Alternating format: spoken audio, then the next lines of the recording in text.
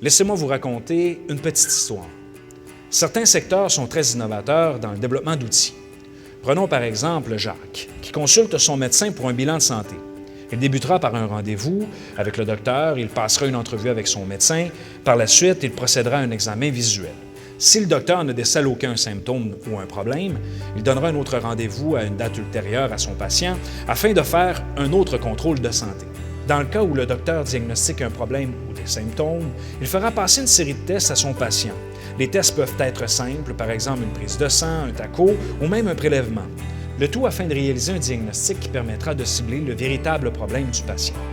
Les outils technologiques qui sont utilisés afin d'appuyer le secteur de la santé sont en continuelle évolution.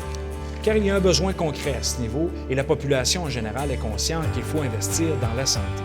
Quand nous comparons à d'autres secteurs, nous ne pouvons pas dire que la technologie est utilisée à son plein potentiel afin de la servir. Par exemple, les services offerts aux entreprises. Comment pouvons-nous nous assurer que le diagnostic porté sur une entreprise est impartial, éthique et reflète la vérité? Comment pouvons-nous être sûrs que le diagnostic porté ne sera pas orienté afin de mousser les services de la firme qui l'exerce? Certaines méthodologies peuvent même être questionnées sur le plan éthique.